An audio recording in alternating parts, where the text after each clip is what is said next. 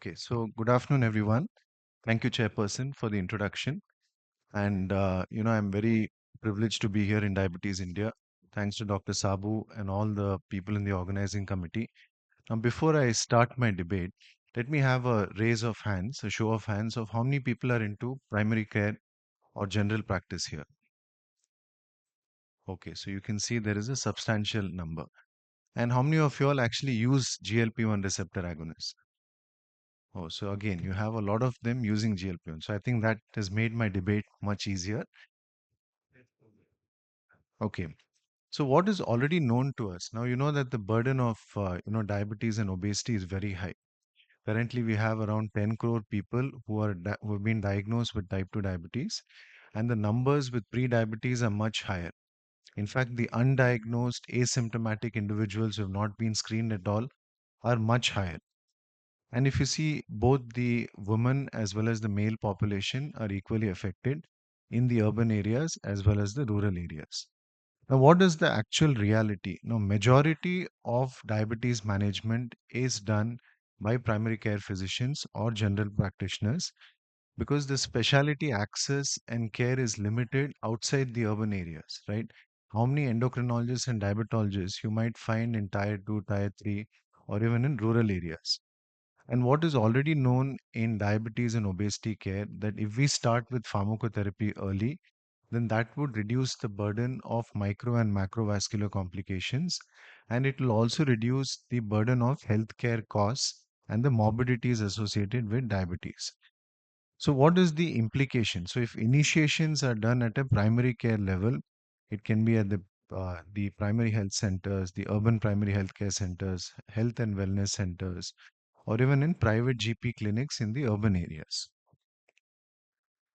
So, like I said, there is the reality of access, and the specialists are concentrated more in the urban areas. You have a lot of endocrinologists, diabetologists, mainly in the tier 1 cities. So, if we have to refer, patients to them for starting GLP-1s, then we are impeding care. We are denying care to our patients. We are allowing cardiovascular disease to start early in our patients. And many a times, what happens when we refer these patients to specialists, there are several weeks or months of delays. So the patients have to wait for a longer period of time because, as it is, the endos and the diabetos are burdened with the patients that they're seeing in their respectable cities. So, if PCPs or general practitioners can start with either the incretin or the twin cretins, then that would reduce the time to treatment. It might even reduce or delay cardiovascular disease and other complications.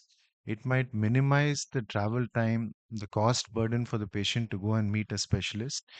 And there can be a continuity of care. You can start with the treatment, then you can even, start with telemedicine. You can ask them to consult a specialist through telemedicine. You have the e-Sanjeevani in India, which is provided by the government of India, the Ministry of Health and Family Welfare, through which you can do teleconsult or telemedicine. Either the primary care physician or even the specialist can do that.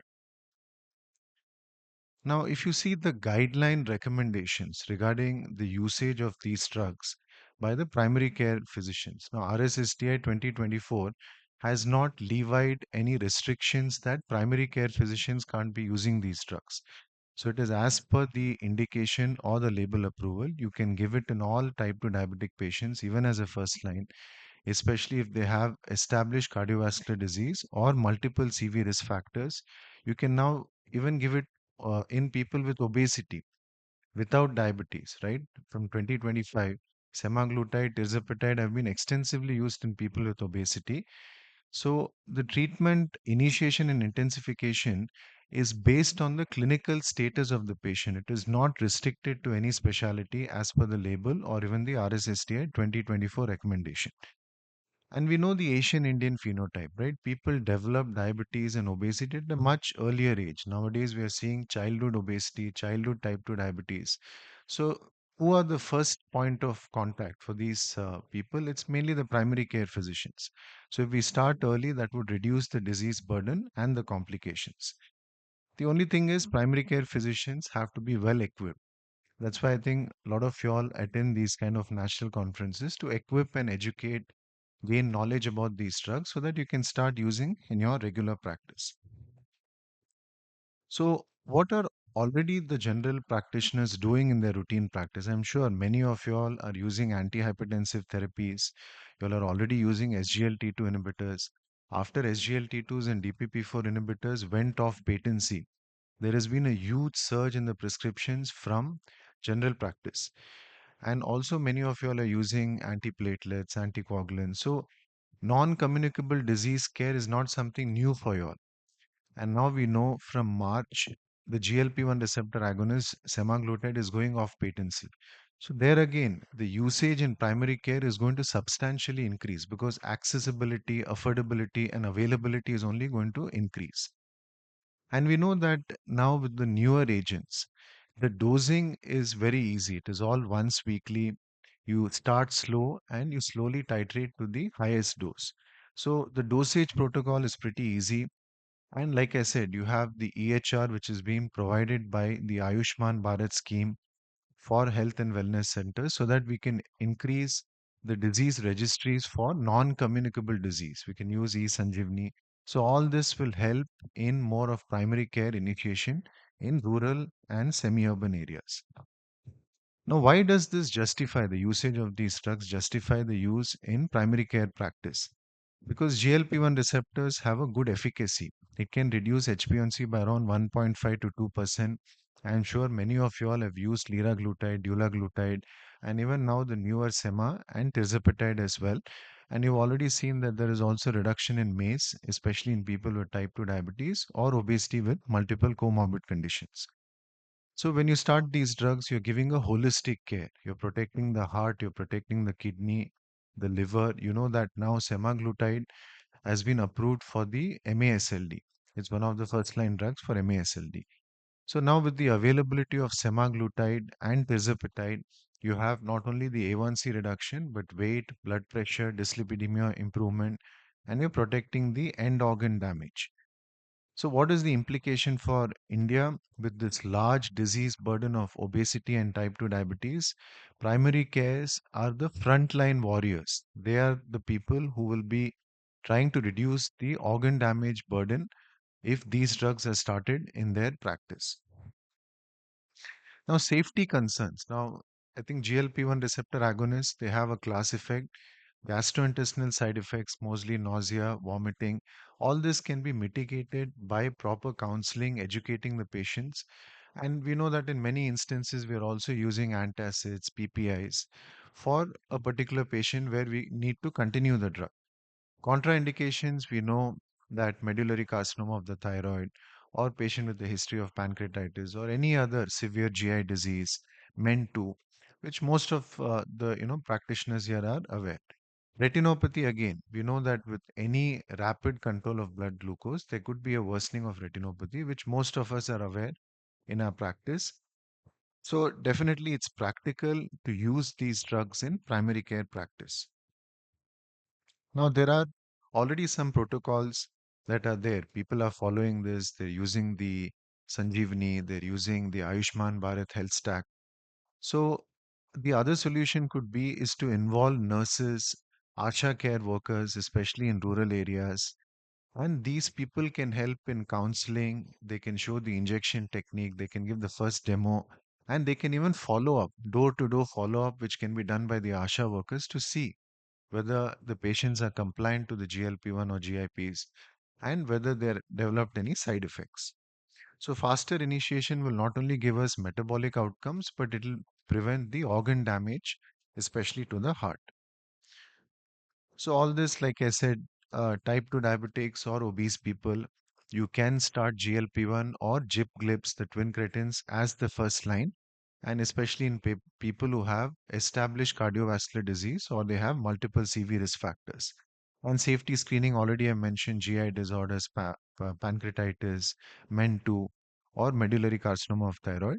And shared decision making, you'll have to communicate with the patient, ensure that they follow up regularly. Sometimes the other medications like sulfonylureas and insulins have to be down titrated. So that education has to be given by to the patient, which I think many of the practitioners are doing. And monitoring. So here the ASHA workers, the auxiliary midwifery nurses. So all these people are very important so that you can have a structured follow-up.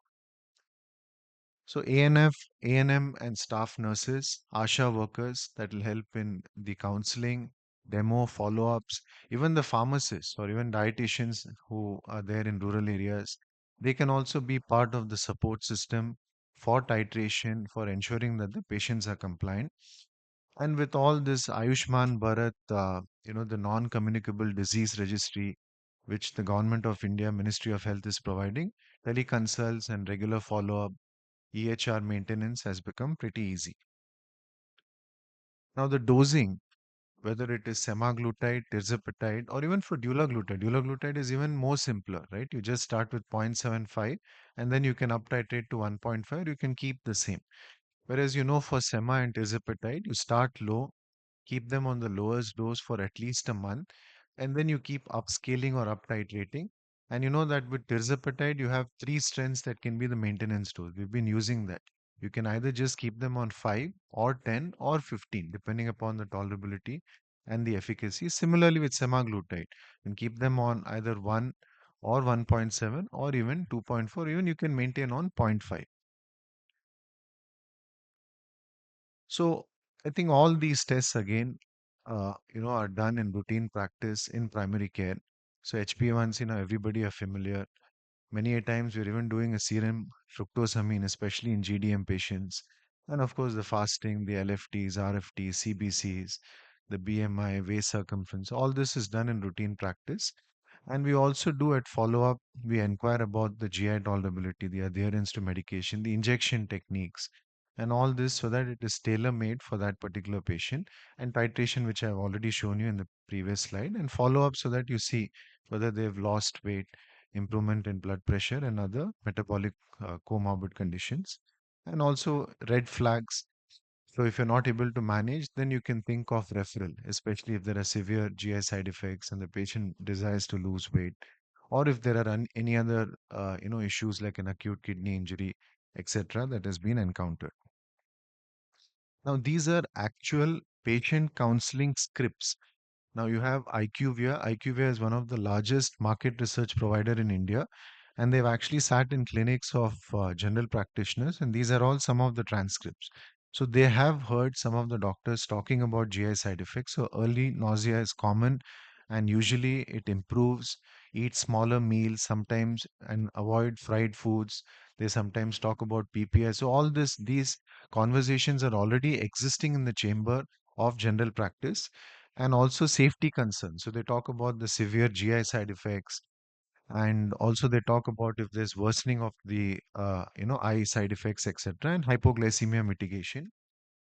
And adherence. They also talk about adhering, the injection technique. So all these conversations are already taking place in the general practice. So this already I mentioned improvement in cardiometabolic weight outcomes. So because of the increased disease burden, the skewage of specialists that you find only in urban areas, very less in rural areas. So PCP led initiation is the need of the hour. It is the way forward for drugs like GLP-1 so that we can reduce the disease burden and reduce cardiovascular renal disease. And with e-Sanjeevani, the Ayushman Bharat scheme and all, we can do telemedicine and we can track the patient outcomes as well. So this again, insurance, out of pocket, these are all realities in the Indian setting. So we need to extend modern medicine and some of these latest medicines into primary care. This I've already mentioned. Okay, so when do we refer? So we only have to refer if there are atypical kind of cases. Suppose you have a young, lean adult. Maybe that patient has a type 1 diabetes, or that patient might be having MODI, or in some cases above 40 they might be having LADA. So other types of diabetes which you suspect, then you can refer it to a specialist. Or if patient is planning for pregnancy, you're not well equipped to treat these patients for obesity, you can refer. And sometimes when complex polypharmacy, presence of other comorbid conditions, then you can refer. Otherwise, I think primary care is ideal to be starting these drugs. Now, lastly, I'll just show you data. This again is from IQVIA. which is again the market research data provider in India. So you see the usage of GLP-1 receptor agonist, the prescribers. In 2022, it was around 675. 23, it is gone to around 1053. 24, 1400, and 25, it is 2000. So from 600 in about 3 years to around 2000 for the number of prescribers, that is endos and diabetos. Whereas you see general practitioners and consulting physicians from 22, where it was 433, now more than 3000 people have started to prescribe GLP-1 receptor agonists. So that itself talks in favor of my debate. And this again is shown in this chart. You can see a steep rise in GPs. The usage of GLP-1s has skyrocketed now in 2025. Lastly, about the number of prescriptions. So prescriptions again, endocrinologists were anyway prescribing a lot of GLP-1. So from 1,64,000, it has gone to around 4,30,000 in 25. Whereas GPs, only 54,000 prescriptions were written by GPs. Now in 2025, 3,21,000. So that talks about the number of GPs and the number of prescriptions. Okay, so there's a steep, increase in the number of prescription. So this is my last slide. So it's a call to action. We need to extend quality, affordable care, modern medicine, and this can be done only if usage of GLP-1 GIP can be incorporated in primary care practice. And we know that if we start these drugs early, because Indian patients are developing cardiovascular complications, diabetes, and obesity at a much younger age, then we can prevent the disease burden, we can improve the quality of life in most of our patients. So thank you for a patient hearing.